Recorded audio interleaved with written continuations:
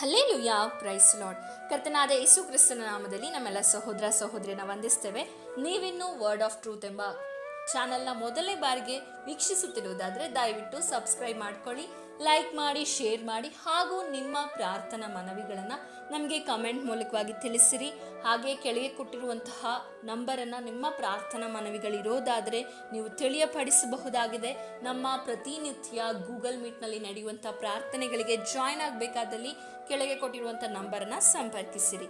Price the lord. ಕರ್ತನ ನಾಮಕ್ಕೆ ಮಹಿಮೆ ಉಂಟಾಗಲಿ. ಈ ಮೂಲಕ ನಮ್ಮನ್ನು ವೀಕ್ಷಿಸುತ್ತಿರುವಂಥ ನಿಮ್ಮೆಲ್ಲರಿಗೂ ಪ್ರಭುವಾದ ಯೇಸು ಕ್ರಿಸ್ತನ ನಾಮದಲ್ಲಿ ನಮ್ಮ ಸ್ನೇಹ ಪ್ರೀತಿ ವಂದನೆಗಳನ್ನು ತಿಳಿಸೋನಾಗಿದ್ದೇನೆ. ಪ್ರತಿದಿನ ದೇವರ ವಾಕ್ಯನ ಕೇಳುವುದರಲ್ಲಿ ನೀವು ತೋರಿಸುವಂಥ ಆಸಕ್ತಿಯನ್ನು ನೆನೆಸಿ ನಾವು ದೇವರಿಗೆ ಸ್ತೋತ್ರವನ್ನು ಘನತೆಯನ್ನು ಸಲ್ಲಿಸುವವರಾಗಿದ್ದೇವೆ. ಈ ದಿನವೂ ಕೂಡ ದೇವರು ತನ್ನ ವಾಕ್ಯದ ಮೂಲಕ ನಮ್ಮೊಂದಿಗೆ ಮಾತಾಡುವಾಗ ನೀವು ಆಸಕ್ತಿಯಿಂದ ಆ ವಾಕ್ಯವನ್ನು ವೀಕ್ಷಿಸುವವರು ಎಂಬುದಾಗಿ ನಾನು ನೆನೆಸ್ತೇನೆ. ಅದನ್ನು ವೀಕ್ಷಿಸಿ ನಿಮ್ಮ ಜೀವಿತದಲ್ಲಿ ಆ ವಾಕ್ಯವನ್ನು ಅಳವಡಿಸಿಕೊಂಡು ನಡೀಲಿಕ್ಕೆ ದೇವರು ನಿಮಗೆ ಸಹಾಯ ಮಾಡಲಿ. ದೇವರು ನಮ್ಮೊಂದಿಗೆ ಮುಂದಿರುವ ಸಮಯ ಮಾತಾಡಲಿಕ್ಕಾಗಿ ನಮ್ಮ ಕಣ್ಣುಗಳನ್ನು ಇರೋ ಸ್ಥಳದಲ್ಲಿ ಮುಚ್ಚೋಣ. ನಾವು ಪ್ರಾರ್ಥನೆ ಮಾಡೋಣ. ಪ್ರೀತಿ ಸ್ವರೂಪನಾದ ತಂದೆಯೇ, ಒಳ್ಳೆಯ ಸಮಯಕ್ಕಾಗಿ ಸ್ತೋತ್ರ. ನಿನ್ನ ಮಕ್ಕಳಾದ ನಾವು ದೇವರೇ ಪ್ರತಿದಿನ ನಿನ್ನ ವಾಕ್ಯವನ್ನು ಕೇಳಿ ದೇವರೇ ನಿನ್ನಿಂದ ಬಲವನ್ನು ಹೊಂದಿಕೊಂಡು ದೇವರೇ ಇದುವರೆಗಳ ಕಾಲ ನಾವು ಜೀವಿಸಿದ್ದೇವೆ. ಈ ದಿನವೂ ಕೂಡ ನಿನ್ನ ವಾಕ್ಯದ ಮೂಲಕ ನಮ್ಮೊಂದಿಗೆ ಮಾತಾಡಿರಿ. ಯಾವ ವಿಷಯದ ಕುರಿತು ನೀವು ನಮ್ಮೊಂದಿಗೆ ಮಾತಾಡ್ಲಿಕ್ಕೆ ಬಯಸ್ತೀರೋ ಆ ವಿಷಯದ ಕುರಿತು ಧಾರಾಳವಾಗಿ ಮಾತಾಡಿರಿ. ನಮ್ಮ ಜೀವಿತದಲ್ಲಿರುವ ಪರಿಸ್ಥಿತಿಗಳನ್ನು ನಿನ್ನ ವಾಕ್ಯದಿಂದ ದೇವರೇ ನಾವು ಬದಲಾಯಿಸಿಕೊಳ್ಳಿಕ್ಕೂ ಅದು ಕರ್ತನೆ ನಮಗೆ ಶಕ್ತಿಯನ್ನು ಬಲವನ್ನು ಕೊಡುವಂಥದ್ದಾಗಿದೆ. ಅದರ ಮೂಲಕ ನಮ್ಮನ್ನು ಮತ್ತೊಂದು ಆವರ್ತಿ ಬಲಪಡಿಸಿರಿ ಎಂಬುದಾಗಿ ಪ್ರಾರ್ಥಿಸ್ತೇನೆ. ಎಲ್ಲ ಘನತೆ ಮಹಿಮೆ ನಿನಗೆ. ಪ್ರಾರ್ಥನೆ ಕೇಳಿದಕ್ಕಾಗಿ ಸ್ತೋತ್ರ, ಯೇಸುವಿನ ನಾಮದಲ್ಲಿ ತಂದೆಯೇ, ಆಮೇನ್ ಆಮೇನ್. ದೇವರು ತಾನೇ ಮುಂದಿರುವ ಸಮಯ ತನ್ನ ವಾಕ್ಯದ ಮೂಲಕ ನಮ್ಮೊಂದಿಗೆ ಮಾತಾಡಲಿ. ಈ ದಿನದ ವಾಕ್ಯ ಸಂದೇಶದ ವಿಷಯ ಏನಂದರೆ, ಆರಾಧನೆಯಲ್ಲಿ ಬಿಚ್ಚದಂಥ ಬಂಧನವಿಲ್ಲ ಎಂಬುದಾಗಿರುವಂಥ ವಿಷಯದ ಕುರಿತು ನಾವು ಈ ದಿನ ಧ್ಯಾನ ಮಾಡಲಿಕ್ಕಿದ್ದೇವೆ. ಅಂದರೆ ನಾವು ದೇವರನ್ನು ಆರಾಧಿಸುವಾಗ, ದೇವರನ್ನು ಸ್ತುತಿಸುವಾಗ, ದೇವರನ್ನ ಘನಪಡಿಸುವಾಗ ನಮ್ಮ ಜೀವಿತದಲ್ಲಿರುವ ಬಂಧನಗಳು ಅದು ಬಿಚ್ಚಲ್ಪಡುವಂಥದ್ದಾಗಿದೆ. ಅಂದರೆ ನಮ್ಮನ್ನು ಬಂಧಿಸಿರುವ ಸಕಲ ಕಾರ್ಯಗಳು ನಮ್ಮನ್ನು ಬಿಟ್ಟು ಹೋಗುವಂಥದ್ದಾಗಿರ್ತದೆ. ಹಾಗೆ ಬಿಟ್ಟು ಹೋಗಬೇಕಾದ್ರೆ ಮುಖ್ಯವಾಗಿ ನಮ್ಮ ದೇವರನ್ನು ನಾವು ಆರಾಧಿಸಬೇಕು. ಆಗ ಆರಾಧಿಸುತ್ತಾ ಇರುವಾಗಲೇ ಅನೇಕ ಬಂಧನಗಳು ನಮ್ಮಿಂದ ಬಿಚ್ಚುವಂಥದ್ದಾಗಿದೆ. ಹಾಗಾದರೆ ಆರಾಧನೆಯಲ್ಲಿ ಎಲ್ಲೆಲ್ಲಿ ಬದಲಾವಣೆಗಳು ನಡೀತು, ಎಲ್ಲಿ ಆರಾಧಿಸಿದಾಗ ಎಲ್ಲಿ ಬಂಧನಗಳು ಬಿಚ್ಚುತ್ತೆ ಎಂಬುದಾಗಿ ನಾವು ಒಂದೊಂದಾಗಿ ಧ್ಯಾನ ಮಾಡ್ತಾ ಹೋಗೋಣ. ಮೊದಲನೇದಾಗಿ ಅಪೊಸ್ತಲರ ಕೃತ್ಯಗಳು 16ನೇ ಅಧ್ಯಾಯದ 25ನೇ ವಚನವನ್ನು ಓದಿಕೊಳ್ಳುವುದಾದರೆ ಹೀಗೆ ಬರೆಯಲ್ಪಟ್ಟಿದೆ: ಮಧ್ಯರಾತ್ರಿಯಲ್ಲಿ ಪೌಲ ಸೀಲನು ಪ್ರಾರ್ಥನೆ ಮಾಡುವವರಾಗಿ ದೇವರಿಗೆ ಸ್ತುತಿ ಪದಗಳನ್ನು ಆಡುತ್ತಿದ್ದರು. ಸೆರೆಯಲ್ಲಿದ್ದವರು ಲಕ್ಷ್ಯವಿಟ್ಟು ಕೇಳಿದರು. ಅಕಸ್ಮಿತವಾಗಿ ಮಹಾ ಭೂಕಂಪ ಉಂಟಾಯಿತು. ಸೆರೆಮನೆಯ ಅಸ್ಥಿವಾರಗಳು ಕದಲಿದವು. ಅದೇ ಕ್ಷಣದಲ್ಲಿ ಕದಗಳೆಲ್ಲ ತೆರೆದವು. ಎಲ್ಲರ ಬೇಡಿಗಳು ಕಳಚಿ ಬಿದ್ದವು. ಇಲ್ಲಿ ನಾವು ನೋಡ್ಬೋದು, ಅಪೊಸ್ತಲರ ಕೃತ್ಯಗಳು 16ನೇ ಅಧ್ಯಾಯ 25-26ನೇ ವಚನದಲ್ಲಿ ಅಪೊಸ್ತಲನಾದ ಪೌಲ ಮತ್ತು ಸೀಲನು ಇಬ್ಬರು ಸೆರೆಮನೆಗೆ ಹೋಗ್ತಾರೆ. ಸೆರೆಮನೆಯಲ್ಲಿದ್ದುಕೊಂಡು ದೇವರನ್ನ ಸ್ತುತಿಸುವಾಗ ಸೆರೆಮನೆಯ ಅಸ್ಥಿವಾರಗಳು ಕದಲಿದ್ದು ಮಾತ್ರವಲ್ಲದೆ ಅಲ್ಲಿದ್ದ ಎಲ್ಲ ಬೇಡಿಗಳು ಕಳಚಿ ಬಿದ್ದವು. ಅಲ್ಲಿದ್ದ ಎಲ್ಲ ಬೇಡಿಗಳು ಕಳಚಿ ಬಿದ್ದವು ಎಂಬುದಾಗಿ ನಾವು ನೋಡ್ತೇವೆ. ಅವರು ಆ ಬೇಡಿಗಳು ಕಳಚಿ ಬೀಳಲಿಕ್ಕಾಗಿ ಬೇರೆ ಯಾವುದನ್ನು ಮಾಡಲಿಲ್ಲ. ಮಧ್ಯರಾತ್ರಿಯಲ್ಲಿ ಪೌಲ ಸೀಲರು ಏನು ಮಾಡ್ತಿದ್ದಾರೆ? ದೇವರಿಗೆ ಸ್ತುತಿ ಪದಗಳನ್ನು ಹಾಡ್ತಾ ಇದ್ದಾರೆ. ಅಲ್ಲಿ ಒಂದು ಆರಾಧನೆಯನ್ನು ಅವರು ಮಾಡ್ತಾ ಇದ್ದಾರೆ. ದೇವರನ್ನು ಆರಾಧಿಸುತ್ತಾ ಇರುವಾಗಲೇ ಅವರಿಗೆ ಹಾಕಿದ ಎಲ್ಲ ಬಂಧನಗಳು ಕಳಚಿ ಬಿದ್ದದ್ದನ್ನು ನಾವು ನೋಡ್ತೀವಿ. ಪ್ರಿಯರೇ, ಇವರು ಮಧ್ಯರಾತ್ರಿಯಲ್ಲಿ ನಿದ್ರಿಸಬೇಕಾಗಿತ್ತು. ಮಧ್ಯರಾತ್ರಿಯಲ್ಲಿ ಅವರಿಗೆ ಬೇಡಿಗಳಿಂದ ಬಂಧಿಸಲ್ಪಟ್ಟಿದ್ದಾರೆ ಎಂಬುದಾಗಿ ದುಃಖದಲ್ಲಿ ಅವರು ಮುಂದೆ ಹೋಗಬೇಕಾದವರು. ಅದನ್ನು ಬಿಟ್ಟು ಅವರು ದುಃಖದಲ್ಲಿ ಇಲ್ಲ. ಅವರ ಕೈಕಾಲುಗಳಿಗೆ ಬೇಡಿ ಹಾಕಿದ್ರು. ಅವರು ಸೆರೆಮನೆಯಲ್ಲಿ ಇದ್ದರೂ ಕೂಡ ಅವ್ರು ಏನು ಮಾಡ್ತಾ ಇದ್ದಾರೆ ಅಂದರೆ, ಅಪೊಸ್ತಲನಾದ ಪೌಲ ಮತ್ತು ಸೀಲರು ಇಬ್ಬರು ಸೇರಿ ದೇವರನ್ನ ಸ್ತುತಿಸ್ತಾ ಇದ್ದಾರೆ. ಮಧ್ಯರಾತ್ರಿಯಲ್ಲಿ ದೇವರನ್ನ ಸ್ತುತಿಸಿ ಆತರು ಆರಾಧಿಸಿದಾಗ ಅವರಿಗೆ ಹಾಕಿದ ಬಂಧನಗಳು ಬಿಚ್ಚಲ್ಪಟ್ಟಿದೆ. ಹಾಗಾದರೆ ಪ್ರಿಯರೇ, ನಮ್ಮ ಪರಿಸ್ಥಿತಿಗಳು ಏನೇ ಆಗಿರ್ಬೋದು, ಆ ಪರಿಸ್ಥಿತಿಗಳಲ್ಲಿ ನಾವು ಸೋತು ಹೋಗದೆ ನಿಂತು ದೇವರನ್ನು ಆರಾಧಿಸಿ ದೇವರನ್ನು ಘನಪಡಿಸುವಾಗ ಎಂಥ ಪರಿಸ್ಥಿತಿ ಆದರೂ ನಮ್ಮನ್ನು ದೇವರು ಅದರಿಂದ ಹೊರತರಲಿಕ್ಕೆ ಆತನು ಶಕ್ತನಾಗಿದ್ದಾನೆ. ಇಲ್ಲಿ ನಾವು ನೋಡಿದ್ದೇವೆ, ಪೌಲ ಸೀಲರು ದೇವರನ್ನು ಆರಾಧಿಸಿದಾಗ, ಅವರನ್ನು ಸ್ತುತಿ ಪದಗಳ ಮೂಲಕ ದೇವರನ್ನು ಕೊಂಡಾಡಿದಾಗ ಅವರಿಗೆ ಹಾಕಿದ ಎಲ್ಲ ಬಂಧನಗಳು ಬಿಚ್ಚಲ್ಪಟ್ಟಿದೆ. ಹಾಗಾದರೆ ನೀವು ಕೂಡ ಎಂಥ ಪರಿಸ್ಥಿತಿಯಲ್ಲಿ ಇದೀರೋ ಗೊತ್ತಿಲ್ಲ, ಆದರೆ ನಿಮ್ಮ ಪರಿಸ್ಥಿತಿಯನ್ನು ನೀವು ಮರೆತು, ನೀವಿರುವ ಸ್ಥಿತಿಯನ್ನು ನೀವು ಮರೆತು ಒಂದು ಬಾರಿ ದೇವರನ್ನು ಸ್ತುತಿಸಲಿಕ್ಕೆ ಪ್ರಾರಂಭ ಮಾಡೋದಾದರೆ, ನೀವು ದೇವರನ್ನು ಘನಪಡಿಸೋದಾದರೆ, ನೀವು ಸ್ತುತಿ ಪದಗಳನ್ನು ದೇವರಿಗೆ ಸಲ್ಲಿಸೋದಾದರೆ ಖಂಡಿತವಾಗಿಯೂ ನಿಮ್ಮ ಎಲ್ಲ ಬಂಧನಗಳು ಬಿಚ್ಚಲ್ಪಡುವಂಥದ್ದಾಗಿರ್ತದೆ. ಕಾರಣ ಏನೆಂಬುದಾಗಿ ಹೇಳೋದಾದರೆ, ನಮ್ಮ ಪರಿಸ್ಥಿತಿಯಲ್ಲಿ ದೇವರನ್ನ ಸ್ತುತಿಸುತ್ತಾ ಇರುವಾಗ ದೇವರ ಶಕ್ತಿ ನಮ್ಮ ಮೇಲೆ ಇಳಿದು ಬರ್ತದೆ. ದೇವರ ಶಕ್ತಿ ನಮ್ಮ ಮೇಲೆ ಇಳಿದು ಬಂದರೆ ನಮ್ಮನ್ನು ಯಾವ ವಿಧವಾದ ಬಂಧನಗಳು ಬಂಧಿಸಿರಬಹುದು, ಎಲ್ಲ ಬಂಧನಗಳು ಬಿಚ್ಚಲ್ಪಡುವಂಥದ್ದಾಗಿರ್ತದೆ. ಒಂದು ವೇಳೆ ರೋಗದ ಬಂಧನ ಇರ್ಬೋದು, ಒಂದು ವೇಳೆ ಸಾಲದ ಬಂಧನ ಇರ್ಬೋದು, ಇಲ್ಲ ಮಾನಸಿಕವಾದ ಒಂದು ಖಿನ್ನತೆಗೊಳಗಾಗಿರ್ಬೋದು, ಇಲ್ಲಾಂದರೆ ಮಕ್ಕಳ ವಿಷಯದಲ್ಲಿ ಗೊಂದಲಕ್ಕೊಳಗಾಗಿರ್ಬೋದು, ಯಾವುದೇ ಬಂಧನ ಇರಲಿ ಎಲ್ಲ ಬಂಧನಗಳನ್ನು ಬಿಚ್ಚುವಂಥ ದೇವರ ಮುಂದೆ ನಿಮ್ಮ ಮನಸ್ಸನ್ನು ತೆರೆದು ಮನಸ್ಸನ್ನು ಬಿಚ್ಚಿ ದೇವರನ್ನು ಆರಾಧಿಸುವಾಗ ಎಲ್ಲ ಬಂಧನಗಳು ಬಿಚ್ಚಲ್ಪಡ್ತದೆ. ಪ್ರಿಯರೇ, ಹಾಗಾದರೆ ನಾವು ಆರಾಧನೆ ಮಾಡುವಾಗ ಅನೇಕ ಬದಲಾವಣೆಗಳನ್ನು ಹೊಂದಿಕೊಳ್ಳಿಕ್ಕೆ ಸಾಧ್ಯವಾಗ್ತದೆ. ಹಾಗಾದರೆ ನೀವು ನಿಮ್ಮ ಪರಿಸ್ಥಿತಿಯನ್ನು ಮರೆತು ನೀವಿರುವ ಪರಿಸ್ಥಿತಿಯಲ್ಲಿಯೇ ದೇವರನ್ನು ಸ್ತುತಿಸುವುದಾದರೆ ಖಂಡಿತವಾಗಿಯೂ ನೀವು ಎಂಥ ಸ್ಥಿತಿಯಲ್ಲಿ ಹಾದು ಹೋಗ್ತಿದ್ದೀರೋ ಅದೆಲ್ಲದರಿಂದ ದೇವರು ಒಂದು ಬದಲಾವಣೆಯನ್ನು ತರ್ತಾನೆ. ಇಲ್ಲಿ ಪೌಲ ಸೀಲರು ದೇವರನ್ನು ಸ್ತುತಿಸಿದಾಗ ಅವರು ಇದ್ದದ್ದು ಸೆರೆಮನೆಯಲ್ಲಿ, ಅವ್ರ ಕೈಕಾಲುಗಳಿಗೆ ಬಂಧನಗಳನ್ನು ಹಾಕಿದ್ರು. ಆದರೆ ಎಲ್ಲವೂ ದೇವರು ಆ ಸ್ತುತಿಯ ಪದಗಳನ್ನು ಕೇಳಿದ ಆ ಮಹಿಮೆ ಹೊಂದಿದ ಕರ್ತನು ಅವರನ್ನು ಅಲ್ಲಿಂದ ಹೊರ ತಂದದ್ದನ್ನು ನಾವು ನೋಡ್ತೇವೆ. ಎರಡನೇದಾಗಿ ನಾವು ನೋಡೋದಾದರೆ ಯೋಶ್ವನ ಪುಸ್ತಕ 6ನೇ ಅಧ್ಯಾಯದ 5ನೇ ವಚನವನ್ನು ಓದಿಕೊಳ್ಳೋದಾದರೆ, ಯಾಜಕರು ಕೊಂಬುಗಳನ್ನು ಊದಬೇಕು, ಅವರು ದೀರ್ಘವಾಗಿ ಊದುವ ಕೊಂಬಿನ ಧ್ವನಿಯು ಕೇಳಿಸುತ್ತಲೇ ನೀವೆಲ್ಲರೂ ಮಹತ್ತರಾಗಿ ಆರ್ಭಟಿಸಿರಿ.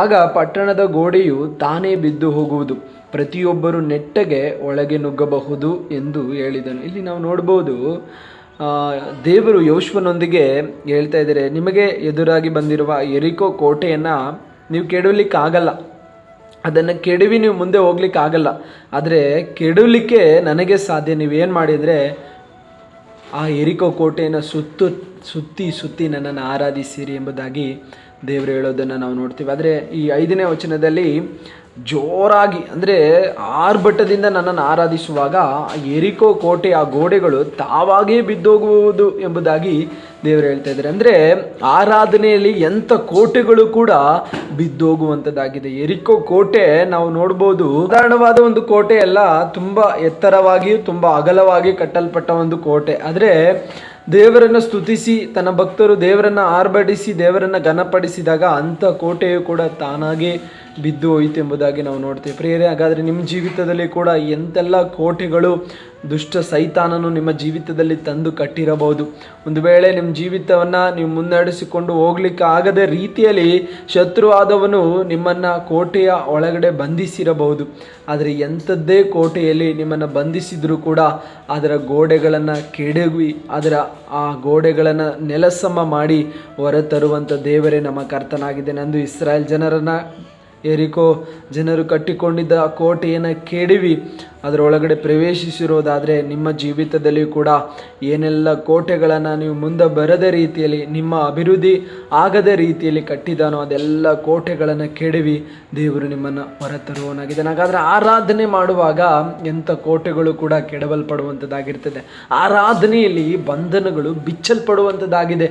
ಹಾಗಾದರೆ ನೀವು ಆರಾಧನೆ ಮಾಡಿ ಖಂಡಿತವಾಗಿಯೂ ನಿಮ್ಮ ಜೀವಿತದಲ್ಲಿ ಎಂಥ ಪರಿಸ್ಥಿತಿಯಲ್ಲಿ ನೀವು ಹಾದು ಹೋಗ್ತಾ ಇದ್ರೂ ಪರವಾಗಿಲ್ಲ, ಅದರಲ್ಲಿ ಒಂದು ಬದಲಾವಣೆಯನ್ನು ದೇವರು ತರುವವರಾಗಿರ್ತಾರೆ. ಮತ್ತೊಂದು ಕಡೆ ಮತ್ತೊಂದು ವಚನವನ್ನು ನಾವು ಓದಿಕೊಳ್ಳೋಣ.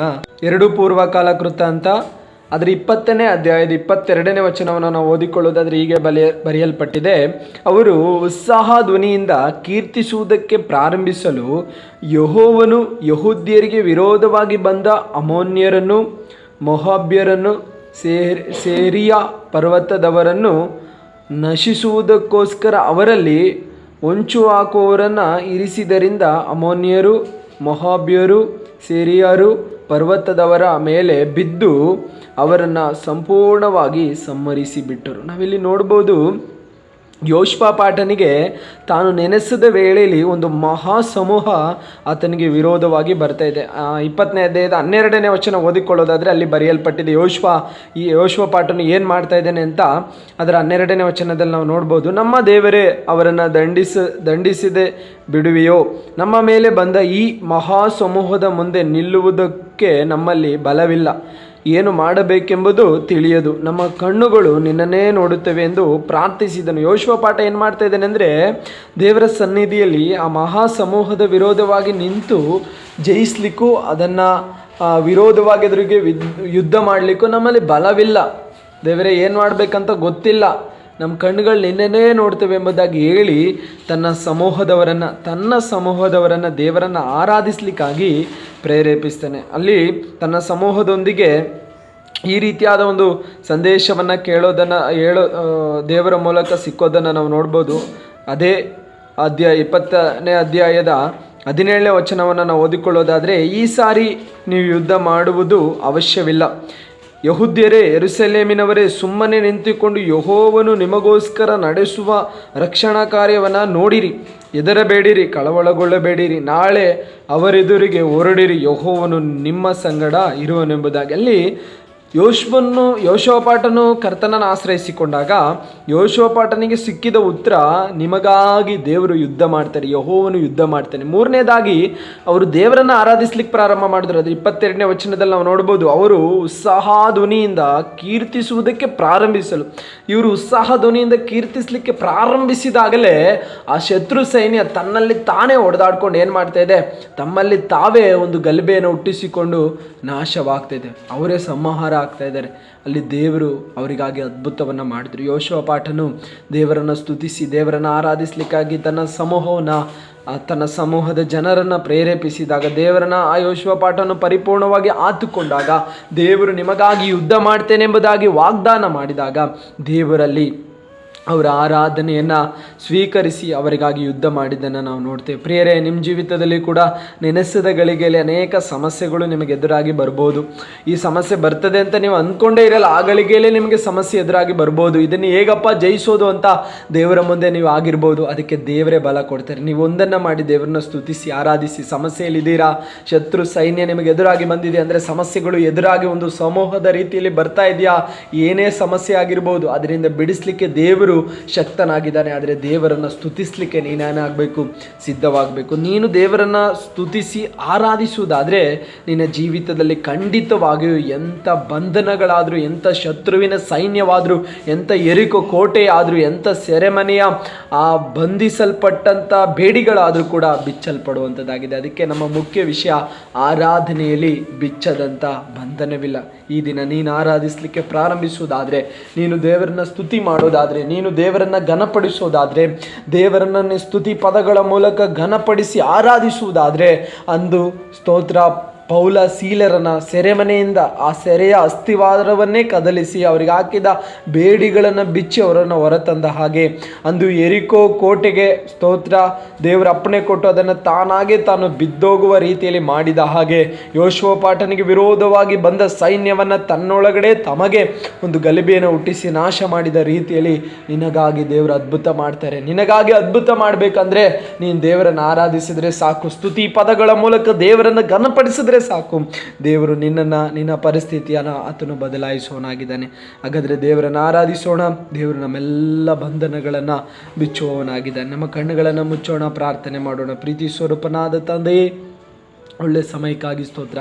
ಆರಾಧನೆಯಲ್ಲಿ ಬಿಚ್ಚದಂಥ ಬಂಧನವಿಲ್ಲ ಎಂಬುದಾಗಿರುವಂಥ ವಿಷಯದ ಕುರಿತು ದೇವರೇ ವಿಶಾಲವಾಗಿ ನಮ್ಮೊಂದಿಗೆ ಮಾತಾಡಿದಿ. ದೇವರೇ, ಆ ಪೌಲ ಸೀಲರು ನಿನ್ನನ್ನು ಆರಾಧಿಸಿದಾಗ ಅವರ ಬಂಧನಗಳು ಬಿಚ್ಚಲ್ಪಡ್ತು. ಇಸ್ರಾಯೇಲ್ ಸಮೂಹ ನಿನ್ನನ್ನು ಆರಾಧಿಸಿದಾಗ ಅವರಿಗಿದ್ದಂಥ ಎರಿಕೋ ಕೋಟೆ ಅದು ತಡೆಯಾದಂಥದ್ದು ಕೆಡವಲ್ಪಡ್ತು. ದೇವರೇ, ಯೋಷುವಪಾಟನು ತನ್ನ ಸಮೂಹದೊಂದಿಗೆ ನಿನ್ನನ್ನು ಆರಾಧಿಸಿದಾಗ ಅವರ ಮೇಲಿದ್ದಂಥ ಶತ್ರು, ಅವರಿಗೆ ವಿರೋಧವಾಗಿ ಬಂದ ಶತ್ರು ಸೈನ್ಯ ನಾಶವಾಯಿತು. ಹಾಗಾದರೆ ನಾನು ನಿನ್ನನ್ನು ಆರಾಧಿಸುವಾಗ ನನ್ನನ್ನು ಏನೆಲ್ಲ ಬಂಧಿಸಿದೆಯೋ, ರೋಗ ಆಗಿರಬಹುದು, ಸಾಲ ಆಗಿರಬಹುದು, ಕರ್ತನೆ ಮಕ್ಕಳಿಲ್ಲ ಎಂಬುದಾಗಿ, ಮದುವೆ ಆಗಿಲ್ಲ ಎಂಬುದಾಗಿ, ಇನ್ನಿತರ ಅನೇಕ ಅವಮಾನದ ಬಂಧನಗಳು ನಮಗೆ ಇರಬಹುದು ಸ್ವಾಮಿ. ಎಲ್ಲದರಿಂದ ಬಿಡಿಸಲಿಕ್ಕೆ ನೀನು ಶಕ್ತನೆಂಬುದಾಗಿ ನಾನು ನಂಬ್ತೇನೆ. ಪ್ರಿಯರೇ, ನಿಮ್ಮ ಜೀವಿತದಲ್ಲಿ ಎಂತೆಲ್ಲ ಬಂಧನಗಳಲ್ಲಿ ನೀನಿದ್ರೂ ಕೂಡ ನಿನ್ನನ್ನು ದೇವರು ಅದರಿಂದ ಹೊರತರಲಿಕ್ಕೆ ಶಕ್ತನಾಗಿದೆ. ನೀನು ಆರಾಧಿಸುವುದಾದರೆ ಸಾಕು.